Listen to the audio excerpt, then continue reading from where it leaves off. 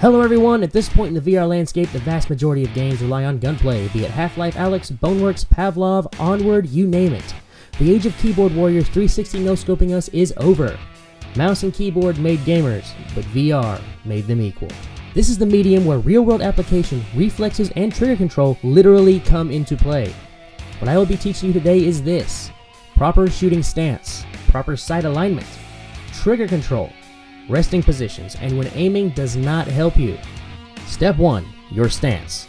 Yes, it is a video game, and you don't have a lot of control over certain aspects like lag or the random glitch here and there, but the aspects you do have control over will lead to better results downrange. The unforeseen variables will have a lot less sway over your performance if you are getting the basics right. There are two basic firearm stances, and they are isosceles and weaver. Both have their advantages and disadvantages. Isosceles is best when wearing armor, as it presents your armor plates to whoever you are shooting at, thereby protecting the squishy organs that keep you breathing. I have yet to encounter a game where getting hit in your sappy plates is a factor. The disadvantage is that the weight of your gun is supported by your muscle structure as opposed to your bones, meaning you will tire more quickly. Weaver is the classic more sideways stance, where your strong side, the side you hold your gun with, is turned away from your enemy and your weak side is exposed. This stance is best if you are not wearing armor, as it presents the smallest target to your enemy, if you can lay off the donuts.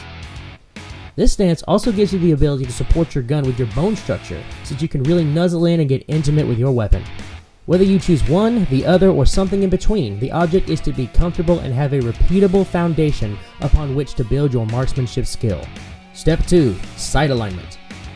We in VR don't have to deal with the immersion breaking crosshair floating in our view at all times, but instead we have to learn how to aim a gun. Know this: sight alignment is only a factor if the developers who made the game understand sight alignment and programmed it to be a factor.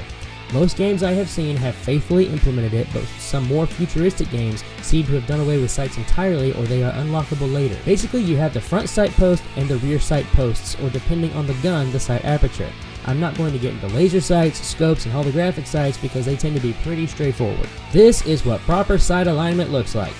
The front post is equidistant between the two rear posts and perfectly even across the top. The idea is to split whatever you are aiming at in half with the front sight.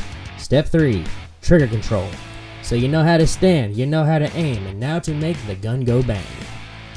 You can master every single aspect of firearms, both in-game and out, but it all counts for nothing if you don't know trigger control. Trigger control is pulling the trigger at the best possible time when the sights line up on your target. But this ain't no staple gun.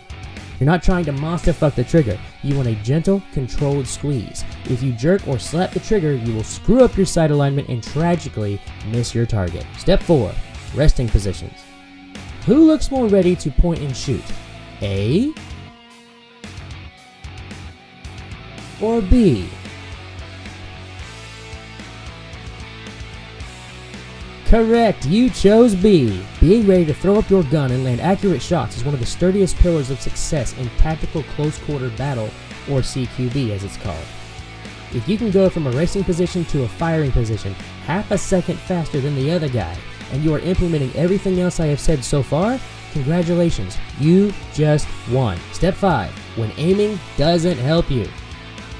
Hand-eye coordination can be a real issue for some, but everything I have said previously falls apart in the heat of the moment, when the bad guys are rushing into the room, when your enemies are close enough to reach the broadside of a barn scenario. Point and fucking shoot. Hip fire for long arms if you have to, or simply rotate your wrist towards the bad guy in a pistol situation and pull the fuck out of that trigger. You miss 100% of the shots you don't take, and a lucky shot beats the hell out of dying in the heat of the moment. Remember, these are perishable skills and must be practiced if you are to maintain your edge over the scrubs. Are these tips perfect? No. Bad luck is a factor in absolutely everything we humans put our hands to, but skill counteracts bad luck. Thanks for watching, guys. Like, comment, subscribe if you don't mind. Love you all, and I will see you in the next one.